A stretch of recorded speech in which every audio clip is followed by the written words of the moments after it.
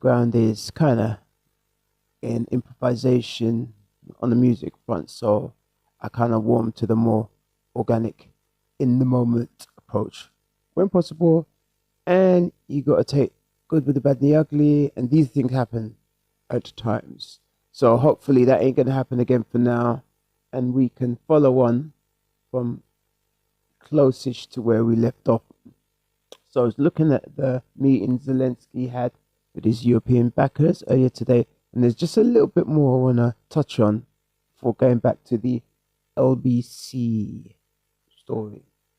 In terms of what they can achieve today, this is an emergency summit, so it hasn't been weeks and months in the planning. So there isn't a big list of things they're going to tick off and agree on. Of course, even if there is agreement. So I think there'll be more strong words later. But in the here and now, President Zelensky desperately wants this help, particularly if the Americans are stepping back in terms of military supplies they're sending and not sharing intelligence with Ukraine. So that is one thing they're looking at as a matter of urgency. And then on the other hand, they're talking about investing billions of euros in the defence industry in Europe in the years and decades to come. Now, the pictures have just cut away from those leaders inside the meeting room. Just give us an idea of the timetable of today. And I mean, in a way, Europe are kind of under pressure, and they're sort of trying to fast track their own deal to, I suppose, show that they can, propose a peace deal that's more favourable for Ukraine as an alternative to Donald Trump's suggestions, which to me still looks like the only viable game in the house. It is what it is. what we might expect at the end of the meeting? Yeah, well, we've got an indication of the sort of discussions happening today from the arrivals when the various politicians arrived, the leaders, and some of them chose to speak. And interestingly, Sarah, just sort of catching up on a few of the things that were said, Donald Tusk, who is the Polish Prime Minister, who used to actually chair the meeting of the 27 EU countries, he was saying that the first priority needs to be to secure the EU's border. So he's looking at possible aggression from Russia in the future on EU soil, whether that's the Baltic states or elsewhere. So that's one thing they'll be looking at. Also, I think what may come up today, even though it's not really on the agenda, is what President Macron of France has been talking about. He's been raising the possibility of France using their so-called nuclear shield, their nuclear capabilities, and extending it to other countries, maybe Germany. I mean, this is good. It's getting people to think of different solutions, more solutions than anyone's come up with in the last 3 years. You got Macron's idea, Starmer's idea, and you got where it all started, Trump's idea, which kind of could have been on the move from last Friday, Saturday gone, if it didn't end with the altercation. I kind of think it's going to go back to that, because it's one thing having the ideas, it's another thing getting all the parties to agree. And Trump kind of has communication with both sides. He's like the bridge at the moment. For example, if the Americans are going to walk away from European security. And today we heard a few people saying, well, actually, that sounds like a good idea. But Olaf Scholz, who's the German leader, not for much longer, he was saying, well, you know, Europe shouldn't give up on US nuclear deterrence. So I think, you know, lots of different speeds that leaders want to work at, maybe different directions, but all agree this is a really critical moment, and it can't be a question of lots of platitudes and nothing comes out of it in the coming weeks and months. Okay. No, give peace a chance. I say, the sad thing is right now in Europe, you got this thing where it's just like they're guessing up Zelensky with the bravery label, super brave, and yeah, we stand by you, we will support you. And in the media, surprisingly, you just seem to have so much ill feeling, and in some cases it comes across as a raw kind of hatred, not even dislike, for the help that's coming from across the Atlantic. As long as it's got Donald Trump or JD Vance's name on it, it just seems to be so much. Look, let's check out this interview. Played a bit of it before the gremlins joined in and the stream crashed, with this Republican doctor in the States. And look how she's treated by the LBC presenter. Use the advert. I've got to turn now to...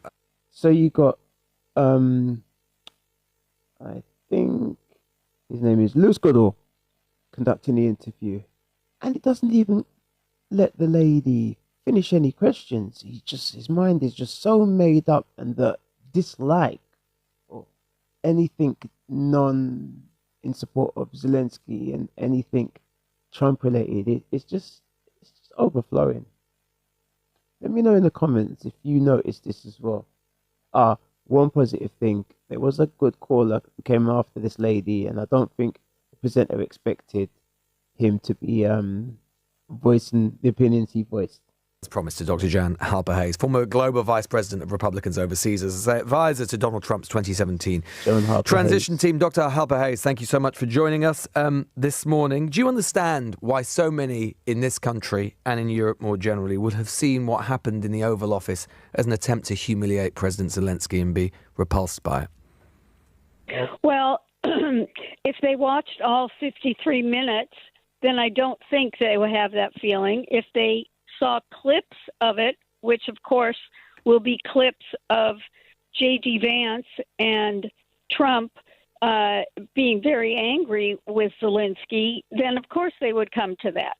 Could you imagine President Trump speaking to, say, President Putin in that way? And isn't it precisely the point that he wouldn't, that is part of the problem?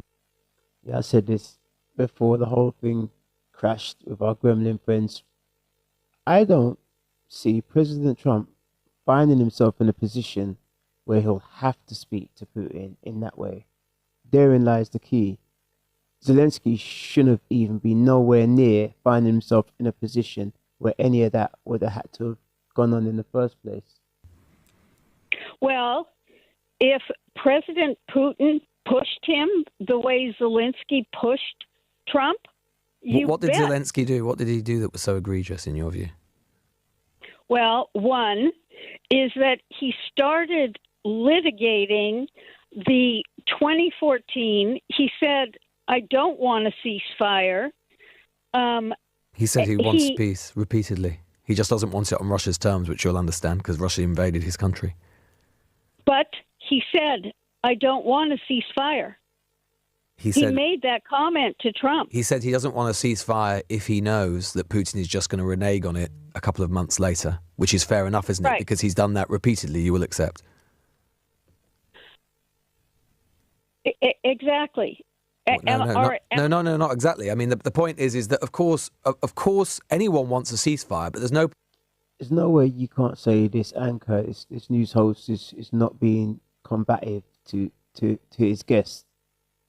Point having a ceasefire, is there? Which is what Zelensky was saying to Trump, if Putin is just going to renege on it shortly afterwards.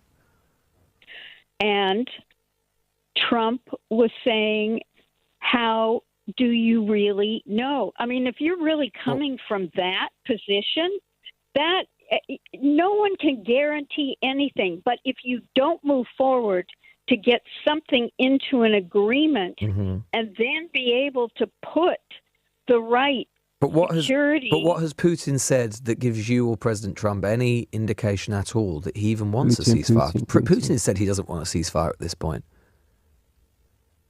Putin is... Look, I'm not here to have an argument because you clearly have a position that I don't agree with. What would that be? What would that position be? Well, I mean, we would both agree, wouldn't we, for a start, that Putin started the war? Yeah, what I would say is that Putin legally violated international law. Morally, he thought he was right, and strategically... But you would agree that morally he was wrong? I know I would not agree morally he was wrong. I would agree legally he was wrong. You would agree, you would not think that a man who literally, as we speak, still sends drone attacks to kill Ukrainian civilians is morally wrong?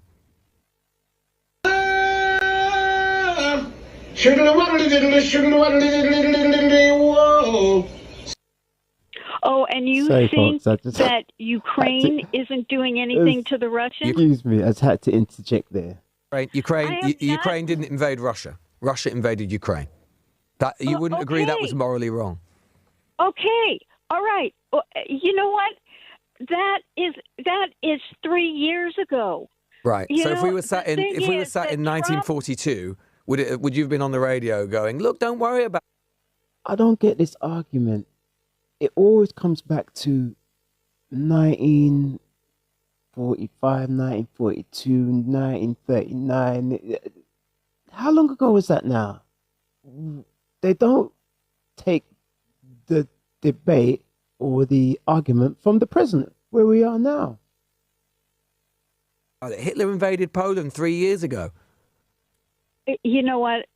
I didn't sign on for this hypothetical discussion. It's not hypothetical. I'm just trying to tease out the logic of what you're saying, Dr. Halper Hayes. One Bad faith discussion. is that James Baker and Thatcher and Mitterrand and Kohl, etc., had promised that NATO would not move 1 inch eastward, and that was violated. Those so countries. You want to look at all the different people that violated their agreement? When did America start basically just sort of representing what Moscow thinks? Those countries wanted to be part of the NATO club. Your club. Are you saying that they should never have been allowed to exercise their democratic and sovereign rights as nations and join that club? Oh, God. You know what? I don't like having my words twisted. No. I really don't. You don't like... Well, but that's the point of an interview, isn't it? Is to discuss what you're saying. And I'm just asking you... You're saying... With respect, Doctor, I'm just trying to understand what you're saying. You're saying that those countries should never have been allowed to join NATO, and then we wouldn't have been in this situation. And I'm saying to you that surely those countries should have been allowed... I didn't say that. Well, see, that's why... No, hold on a minute. But you cited what happened in the... so you're saying that it's fine for them to join NATO, then?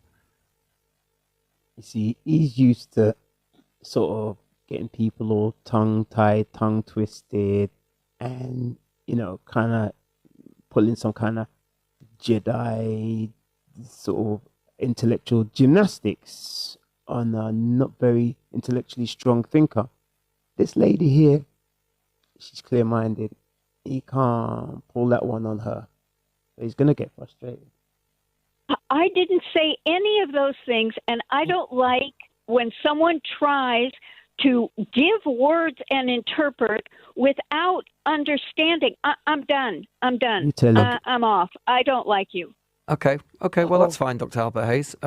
Maybe some of the listeners won't like you, but that's fine. I'm entirely indifferent to that. I'm very grateful for your time. Dr. Jan Halper Hayes.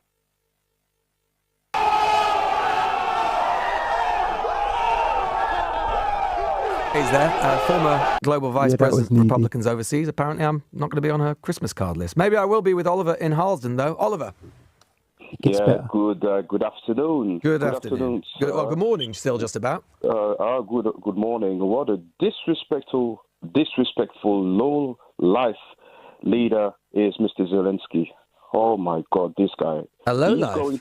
What? He's been bravely leading his country for 3 years, Oliver. Okay, listen. I'm going to be very quick here. I'm not going to be as technical as you or the other listener. Listen, you go into America, you're not even bothered to wear suits. You just go with that. Come on. Yes, so you're saying that when are you saying when Winston Churchill visited the White House in the 1940s, he should have worn a suit? Here we go, back to the 40s again. Okay, listen. Does that matter? Okay, listen.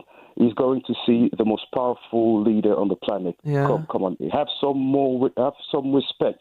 And the way he went on in the video, he was so disrespectful. What about Elon Musk? Elon Musk don't wear a suit in the White House. Doesn't seem to matter to Donald Trump. I'm not talking about Elon Musk. Well, no, but you're the one. No, please don't stop. Please. Let me finish, please. He's going to see Trump. Yeah, the most powerful leader of the planet, and he went off about small details. Is the President of the United States so petty that he would genuinely have a massive row with someone? If he was really committed, if he thought that Ukraine had justice on its side, are we really saying that the President of the United States and the Vice President are so petty that they'll let it all just get out of hand just because of what the President of Ukraine is wearing? look, the accusations of bullying and such that was thrown at J.D. Vance, Donald Trump over the weekend. Who's thin-skinned and petty now? Can I finish my statement, please? Well, no, I'm just asking you a question. Please? Yeah, but no, you're not asking me because you just talk over me, sir. No, okay. I'm finishing. Yeah. Very, Like very, the other very, lady. very Ridiculous, so, Oh, my. Yeah, okay. You're a bully. Oh, my goodness. You're unprofessional. Okay. Bye-bye. All right, bye-bye. Oh, I tell you what, can we get through 3 calls now without someone hanging up? No.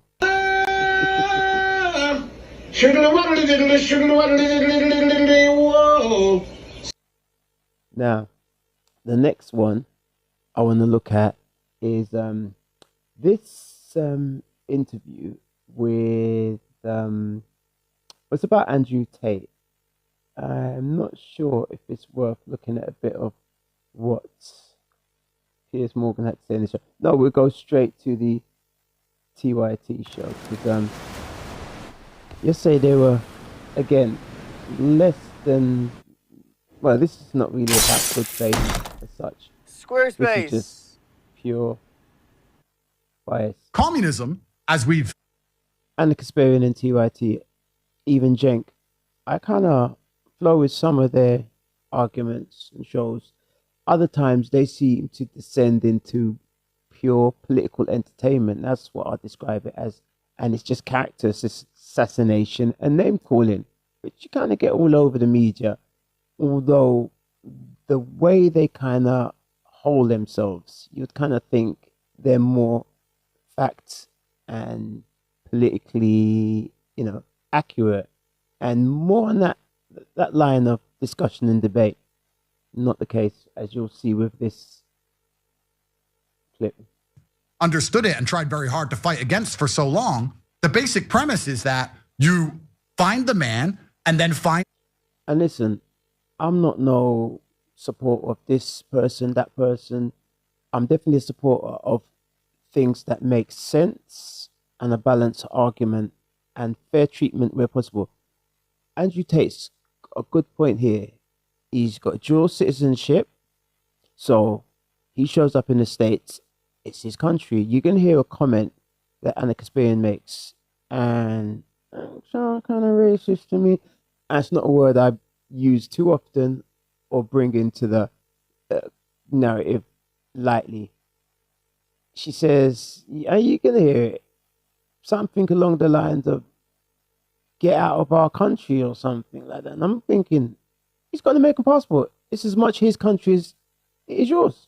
The crime. Hold on. Is that not exactly what Ron DeSantis just promised to all of his constituents? It's not, we've seen a crime, let's find the perpetrator. It's, we found a man, let's see if we can find a crime to pin on this man. Is that the American way? Is that democracy? Is that innocent until proven guilty? Now, I'm not afraid of it because I know I've done nothing wrong. But it's quite unusual and quite scary for me to land as an American citizen, expecting a hero's welcome after dealing with a foreign and complicated judicial process, and being told that now the American state is going to be set on me, trying its very best to lock me up here when I've done nothing wrong ever. This is communism in and of itself. I may as well fly back to Romania.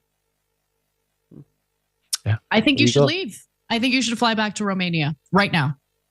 You should do yourself a favor. You should do the American people a favor and get the F out of our country. I don't get that. I'm going to run it back again. She actually said, on me, trying its very best to lock me up here when I've done nothing wrong ever. This is communism in and of itself. I may as well fly back to Romania. Here we go. I think you should leave. I think you should fly back to Romania right now.